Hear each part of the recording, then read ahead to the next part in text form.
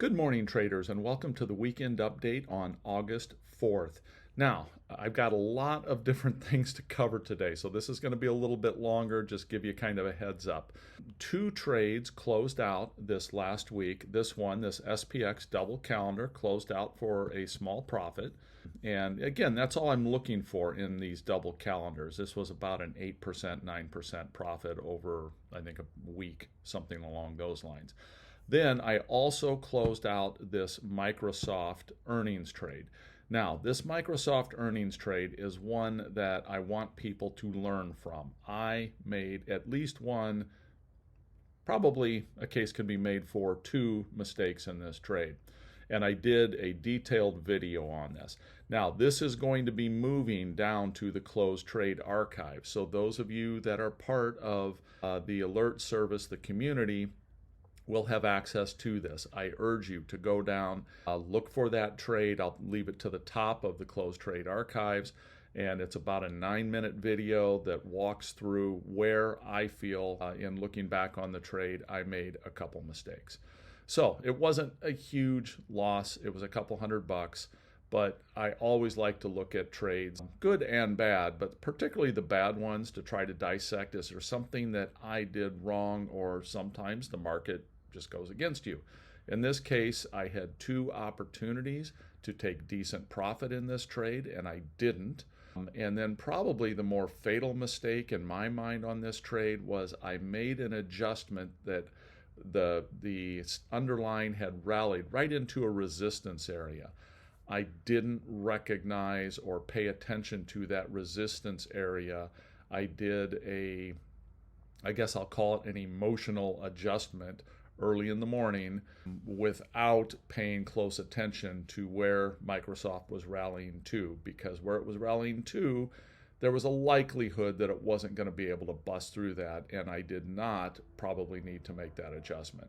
So, and that is the adjustment that ended up when Microsoft rejected that resistance area and pulled back off.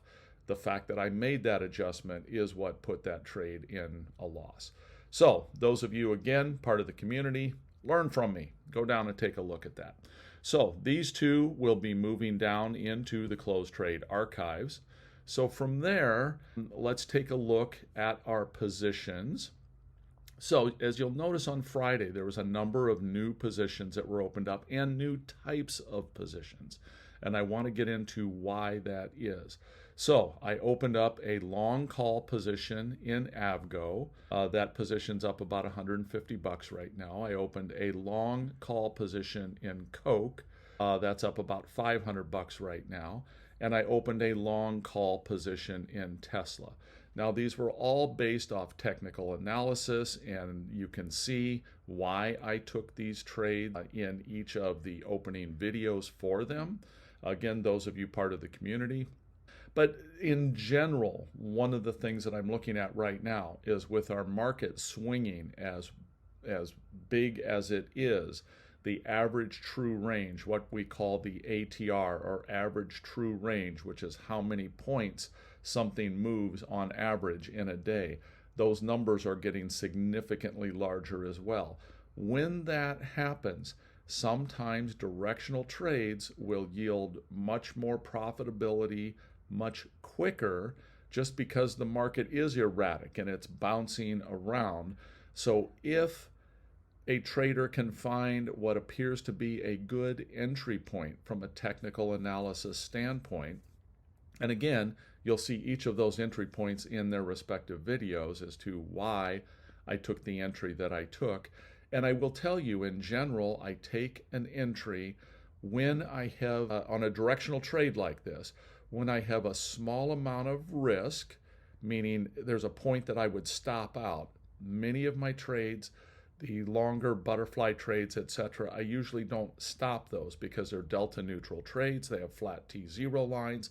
The market can usually move pretty big ranges, and it won't severely impact those trades. A directional trade, that is not true. If you have something like a long call, a long put, a long call spread, a long put spread, etc., those are highly directional trades, and a small market move can have a big impact in the trade. And in those scenarios, I do take a stop if my premise of where I have my risk gets broken down. In these cases, these are long calls. So I have, in each one of these, you'll notice that I said, and if it goes below this point, I'm going to consider that it is pulling back too much and it's not going to rebound the way I'm expecting. But in each of these trades, I look for 1 unit, whatever that is, whether it's a point or 2 points in risk, and then I'm looking for about 3 times that in potential profit range. So that's how these got opened. These had pulled back into what I considered to be support areas, and I was anticipating a potential bounce. We'll look more at that when I get over to taking a look at the charts on these. So that's why these 3 trades, Tesla, Coke, and Avgo, came to be. Aside from that, we have the butterfly trades. Now, these different butterfly trades right now are taking some heat. And what happens, the worst case scenario for a butterfly is that a butterfly gets put on and then volatility increases. When that volatility increases after you have a butterfly on, that's not so good for a butterfly. It's usually a temporary situation. When volatility eases again, some profitability will come back into that trade. But while that increase in volatility is happening, not a good thing for a butterfly or any what I'll call delta neutral trade, a condor, etc. All of them will experience pressure in that environment. And as we'll look in a moment, volatility has really spiked up. I mean, more than what I would have anticipated at this stage. So when that volatility subsides a little bit, these butterfly type trades should start experiencing some reduction in their current losses.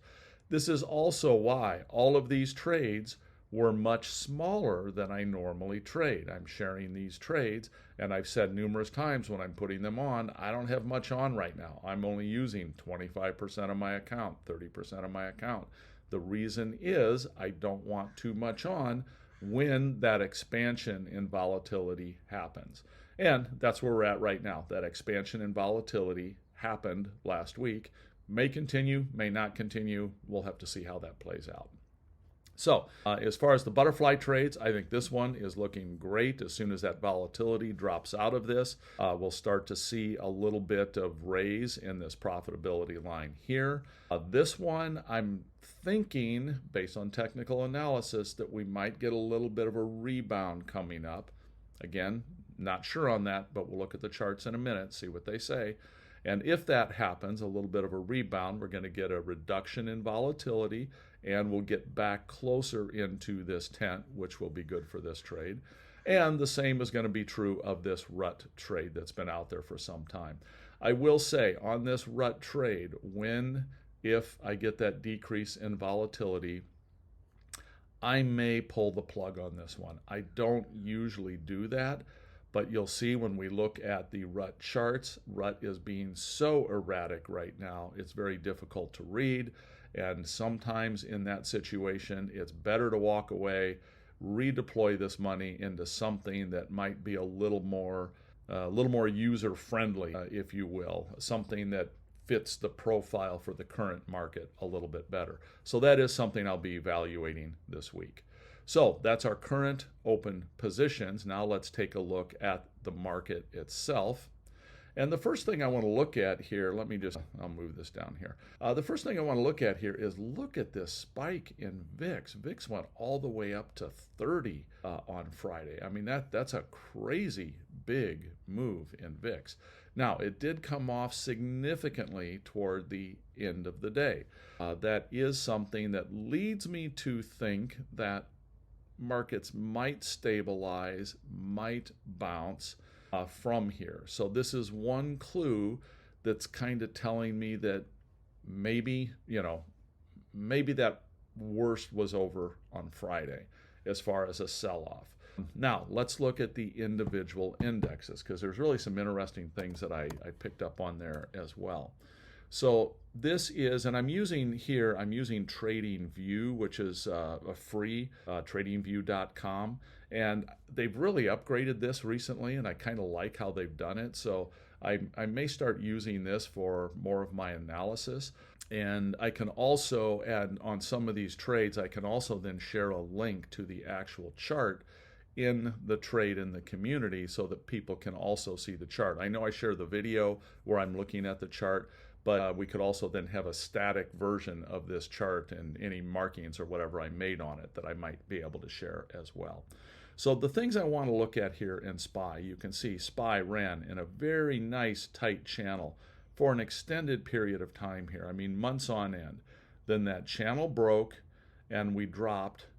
And let's see, there's a tool here that I can use to show me that drop. I got to remember which tool it is here. Oh, it's the ruler here. Okay. So if I go from this high down to this low, we can see that was basically around a 6% drop, and it happened over 21 bars, okay, or 32 days. Obviously, there's weekends, so days is counting weekends. The bars is just counting trading days. So 6%, 32 days roughly is the drop in that market. Now, if we look at our current drop, look at that, we're about 6% drop, slightly over 6%, 28 days. So a similar type of situation, a similar type of drop, similar move, similar number of days.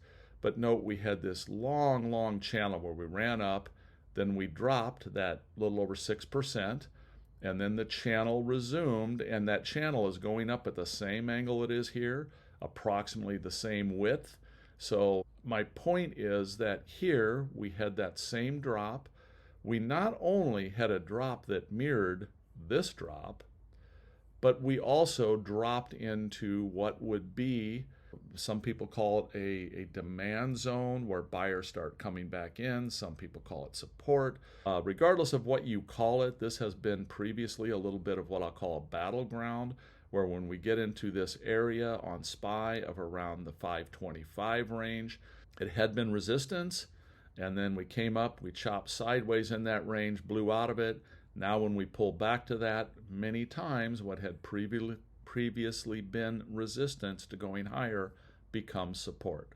So this is telling me, one of the things it's telling me, along with a reduced VIX on Friday as the market started to settle toward the close, these are a couple clues to we may be looking at a bounce.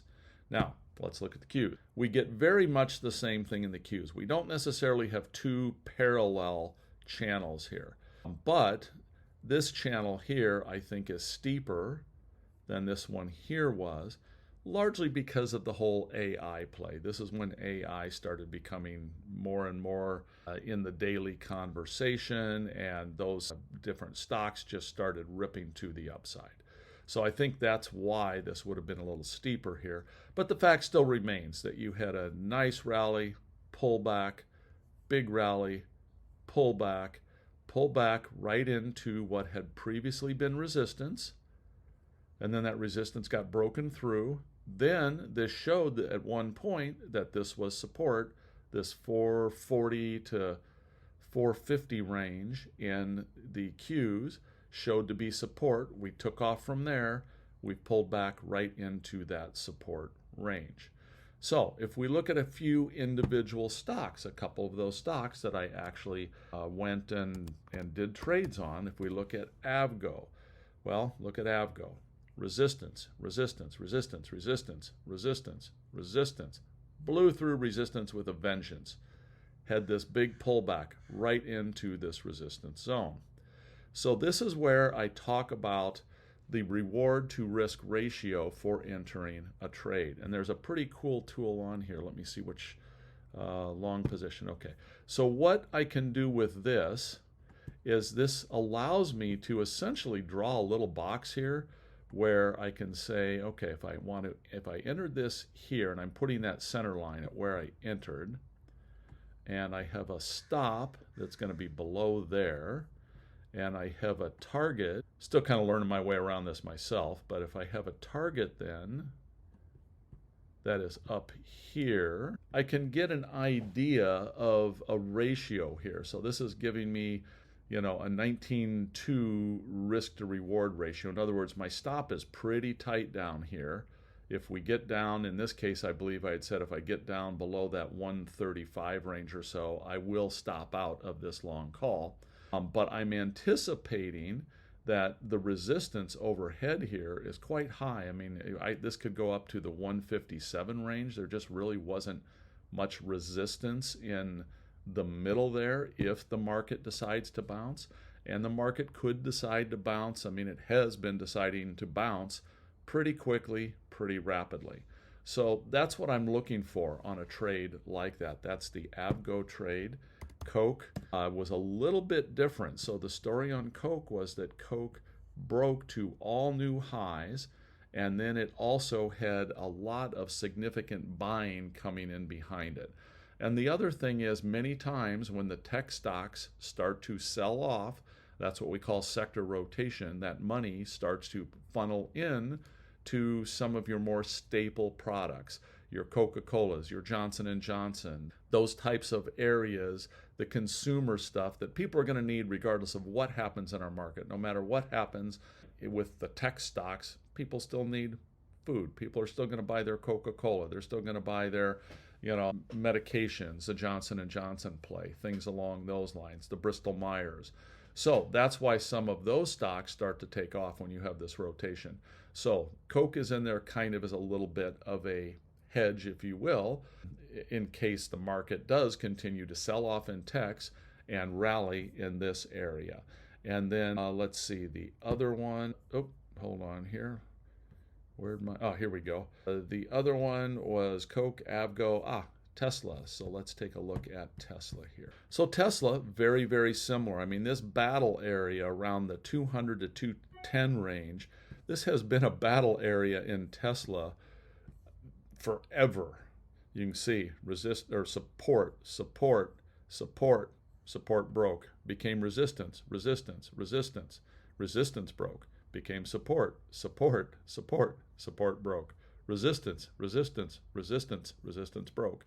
So my expectation here is most likely a little bit of a chop sideways and then a rally back. And again, same thing. I've got a stop under this. It's in the community notes. I don't remember the exact stop, but it's a fairly tight stop if Tesla breaks down. But Tesla has a pretty decent sized runway to the upside. So that's why I've started looking at some of these. And again, the directional plays I do run with stops, and I am looking for a certain reward to risk ratio that's going to come into play on those. That's just kind of my way of addressing those particular trades. So we've taken a look at the main indexes. We've looked at SPY, we've looked at Qs, we looked at VIX. Let's look at IWM. And IWM, when I said it's just acting erratic, I mean, this is erratic. When we go from 200 up to 230, I mean, that's a 12-15% move in a couple days. And then we drop from 228 down to 208. That's, again, a 10% move, literally 10 days later. So the ATR, or average true range, on this and many of the other indexes has just really, really grown. And so I consider this to be a little more erratic. And if I'm a little unsure as to its movement, how it's going to be moving, that's the one time that I do say, yeah, I need to go play in a different sandbox. So I'm going to keep an eye on this for the week. And again, I may end up pulling the plug on that particular trade in RUT. I know we're looking at IWM here. I'm looking at IWM because you get volume and things like that too. But the RUT is essentially the IWM is the small version of the RUT. Everything is the same about it. So that's kind of what I'm looking at on that particular trade. So I think that wraps up the weekend update. There was one question that came in comments from people in the community. They were asking why I chose the specific calls, the calls that I did choose. And anytime you do a one directional play on a stock. In other words, you buy a long call, you buy a long put, you have what's called theta decay that comes into play. You are paying to hold that or carry that on a daily basis. In fact, let me just come in here and we'll go in specifically and take a look at that. Let's see. Okay, so if I come in and take a look at a trade like this particular Coke trade. So I bought the 823s. This is 19 days out. So why did I go 19 days out? Well, I felt like I wanted to give this trade enough time to make a significant move up. I'm not going to hold this to expiration. In the community, I gave specific alerts or specific points that when Coke hits this price, I'm going to look to thin this trade. I'm going to look to take out some of those long calls. And there's a couple different steps along the way that I would thin that particular trade. So anyhow, the key here is, I want to buy something that gives me enough time for that move to happen. Now, I do have theta decay in here. I am paying $13 a day in theta decay to essentially hold this position. However, when something starts moving in your favor, when the stock starts moving up and people start clamoring for those long calls, a whole bunch of people are saying, oh, I want those, I want those, I want those. It drives the price up very rapidly, exponentially rapidly. So for an investment, in this case of $700 is what I spent to get into this trade, it's not out of the question that if Coke rallies a little bit more up to, say, 71 or something along those lines, let's just take a look at the Coke chart here again. So, if Coke gets up here to 70, 71, which is not at all out of the question, this thing can be up $700-800, so it can be a 100% return in a few days if you get the movement that you're expecting. So am I okay paying $12-13 a day to hold this for 4, 5, 6 days if I can look at that amount of explosive move when it starts moving? Yeah, I'm okay with that. So if we don't get a positive movement over a period of 3-4 days, that's when I will also maybe think about this and say, is that move going to happen? Maybe it's not. And I may get out of this at close to a scratch. Maybe I've paid to have this trade for 2 to 3 days. Maybe I've paid $30-40 in theta decay and it hasn't moved on me. At that point, I may make the assumption that my assessment was wrong and just bail out of the thing. But again, when the market's moving big swings like it is right now, big swings up are possible and there can be huge percentage returns on that. So I could also do this with stock. If I went out and just bought 100 shares of Coke, I could put $6,900 into this and receive potentially a similar gain. And I say potentially for a reason here. The stock will go up the same amount, so the intrinsic value I would gain there is going to be the same whether I have a long call or 100 shares of Coke. But what's different is the extrinsic value, and that's the amount of premium or juice that traders are willing to pay up to get into something. And many times when something starts moving in your favor, that can grow exponentially.